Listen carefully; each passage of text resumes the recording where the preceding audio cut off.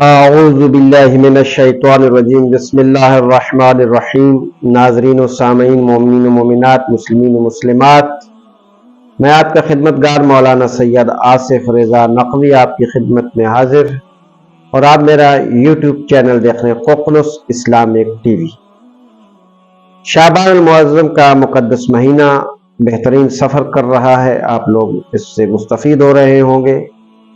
ہم نے گزشتہ اس شعبان المعظم کی فضیلتوں کے اعتبار سے اور اس کی برکات و فیوز کے اعتبار سے سرور کائنات حضرت محمد مصطفیٰ صلی اللہ علیہ وآلہ وسلم اور ائمہ علیہ السلام کے فرامین آپ تک پہنچائے، اور ان کی روشنی میں ایک تسلسل کے ساتھ جتنا ممکن ہو سکا جو ضروری تھا وہ مواد آپ حضرات کی خدمت میں پیش کرنے کی سعادت حاصل کی۔ آج ایک روایت آپ حضرات کی خدمت میں عرض کر رہا ہوں، وہ روایت 8ویں امام سے یعنی مشہد کے والی سے ہے۔ آپ زیارات کرتے ہیں، جاتے ہیں، ایران کے شہر مشہد میں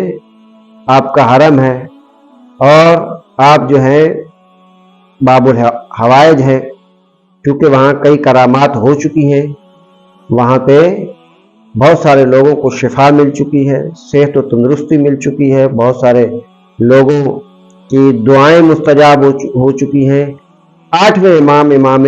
علی رضا علیہ السلام سے منقول ہے، اور آپ ارشاد فرماتے ہیں کہ جو شخص ماہ شعبان المعظم کے آخری تین روزے رکھے گا اور ان روزوں کو ماہ رمضان المبارک کے ساتھ ملا دے گا، متصل کر دے گا، تو ہوگا کیا؟ اگر کوئی شخص ایسا کرتا ہے تو پھر یہ ہوگا کہ اس شخص کے نامہ اعمال میں مسلسل 2 مہینے کے روزے کا ثواب لکھ دیا جائے گا۔ کام تو آپ نے اتنا چھوٹا سا کیا ہے، لیکن اس کام کہ بدلے میں آپ کو کیا مل رہا ہے؟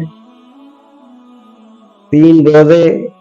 رکھنے ہیں اور روزوں کو ماہ رمضان کے روزوں سے متصل کرنا ہے۔ ثواب کتنا؟ جیسے کہ آپ نے 2 مہینے کے لگاتار روزے رکھ لیے ہوں، مطلب رجب کے بھی پورے مہینے کے روزے رکھ لیے ہوں اور شعبان کے بھی پورے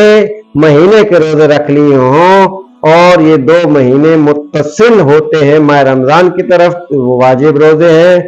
وہ بہرحال ہر صورت میں رکھنے ہیں، سوائے یعنی ہر صورت سے مراد یہ نہیں ہے کہ کوئی بیمار ہے تو وہ رکھ لے، ظاہر بیمار ہے تو وہ باقی دنوں میں رکھے گی جب تندرست ہو جائے، مسافر ہے تو سفر اس روزے کو قضا کرے اور بعد میں رکھے۔ جتنے مستحب روزے اس وقت آ رہے ہیں، میں لوگوں سے کہتا رہتا ہوں، دیکھیں رجب گزر گیا، اس کے اندر جو روزے مستحب تھے ان کو آپ مستحب روزے کو، اگر آپ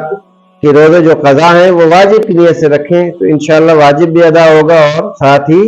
مستحب کا ثواب بھی حاصل ہو جائے گا۔ اسی طریقے سے شعبان المعظم جاری و ساری ہے، اس میں آپ روزے رکھیں، اپنے قضا روزے جو پچھلے سال قضا ہوئے تھے وہ رکھ لیں۔ جتنے مستحب روزے ہیں ان مستحبات کے اندر آپ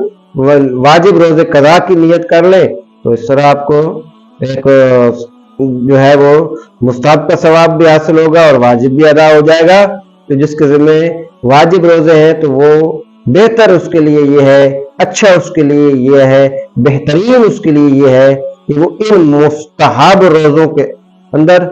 اپنے قضا روزے کی واجب نیت کرے تاکہ اس کو ثواب مل جائے۔ یہ آخری 3 روزے بھی اسی انداز میں رکھیں کہ واجب کی نیت کر لیں، اگر کسی کے ذمہ قضا ہے تو،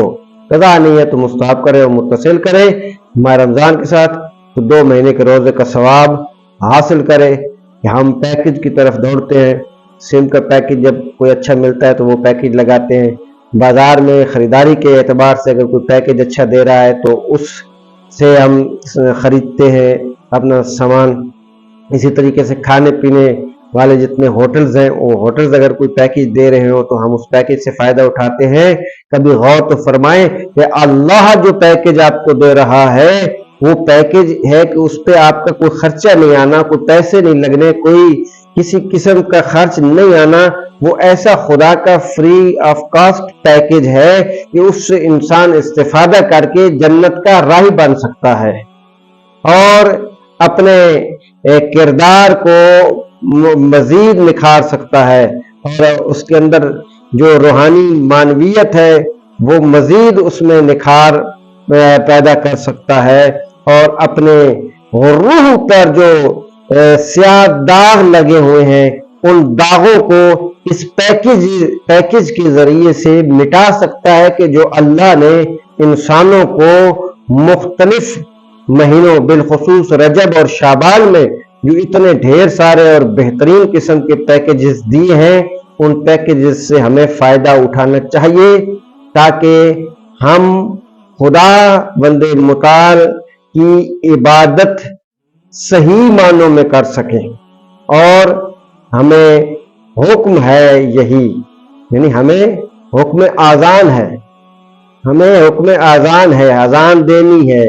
حی علی خیر عمل کہنا ہے, لوگوں کو نیکی کی طرف بلانا ہے. پہلے سب سے پہلے خود اپنی اصلاح کرنی ہے. ابتدا بے نفس, اپنے نفس سے ابتدا کرے, اور جب اپنے نفس سے ابتدا کرے گا اپنے نفس کو طاہر کر لے گا, پاک کر لے گا, پاکیزہ کر لے گا, اور اپنی روح کو پاک و طاہر کر لے گا, تو پھر دوسروں کی اصلاح کرے گا تو پھر اس کا اثر زیادہ ہوگا. لیکن اگر اثر نہیں بھی ہوتا تو آپ نے ہمیشہ اپنا مثبت کردار ادا کرنا ہے, امر بالمعروف و نہی عن المنکر کرنا ہے, لوگوں تک حق کا پیغام پہنچانا ہے,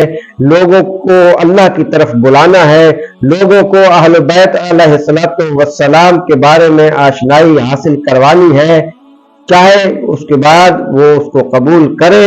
یا نہ کرے, لیکن آپ ہمیشہ اپنا حق ادا کرتے رہیں, محمد و آل محمد کے دین کو پہنچائیں اور ان کے دشمنوں سے بیزاری کا اعلان کریں کہ یہی حق اور سچ ہے. والسلام علیکم ورحمۃ اللہ وبرکاتہ. اگر آپ ہمارے لیٹسٹ ویڈیوز کے بارے میں جاننا چاہتے ہیں تو ہمارے چینل کو سبسکرائب کریں اور بیل آئیکن کو پریس کریں. شکریہ.